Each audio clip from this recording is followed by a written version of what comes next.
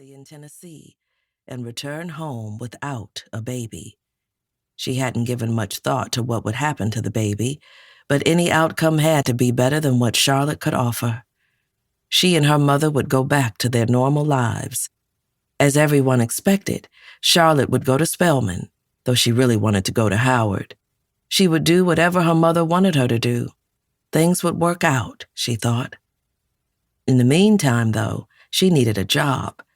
Without any practical experience, Charlotte took the first one she could find, which happened to be waitressing at Whiskers, a catfish restaurant. The grease and fish smells made her stomach churn in the late stages of her pregnancy. A few times per shift, she excused herself to the dumpsters out back, where the smell was worse, but a breeze might carry through the arid air.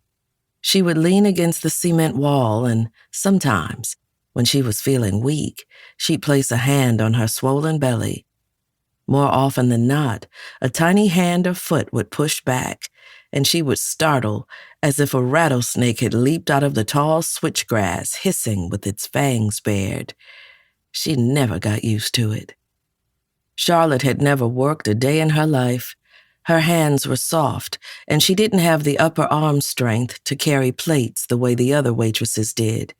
In the past, she would have considered rigorous pageant preparation hard labor. She hadn't understood the pain or exhaustion of being on your feet all day, but she did know how to plaster a smile across her face when she didn't feel like it. When her water broke, she was carrying 2 heaping plates of fried catfish and hush puppies to a pair of men in hunting gear.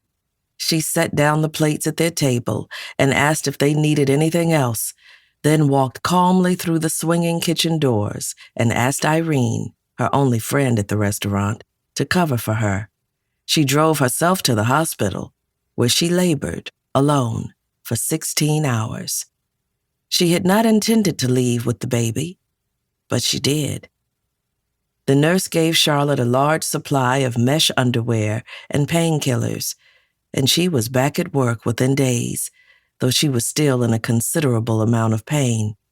She took the baby with her in a wicker bassinet, which she set on the rarely used prep station in the back, far enough from the fryers.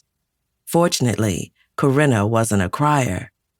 She laid in her bassinet for hours at a time, sleeping or staring at the ceiling or grasping for the dream catcher someone tied to the handle of the basket when Charlotte wasn't looking. And none of the other servers or kitchen staff was allowed to complain because Charlotte was the most popular waitress in the restaurant. It wasn't because she was the friendliest or the fastest or remembered the regulars' orders. No, the owners, a pair of big corn-fed white boy brothers from Mississippi, knew she was good for business because she was beautiful. She was the prettiest woman many of the patrons would ever see. Her skin was pale gold with an ethereal glow. Her eyes were light brown with flecks of yellow in the irises. Her thick black hair tumbled down her back in loose, shiny waves. If you had never seen her dark-skinned baby, you would have thought she was an exotic European or North African, and not a light-skinned Negro, and Charlotte knew it. She did her best to exploit it, too. Most importantly, she adopted their manner of speech and flashed her wide, blinding white, orthodontic wet dream of a smile to every man, woman, and child who entered the restaurant. When Corinna started playing at getting out of her basket, Irene helped Charlotte get a job as a receptionist in a real estate office. The pay was worse, but the work was easier. The sort girls like her did if they wanted to keep busy between typing school and marriage. Her new boss, Nate, was a handsome black man who favored brown suits. Charlotte thought he might have a little crush on her because he never apprehended her for how horribly she did her job.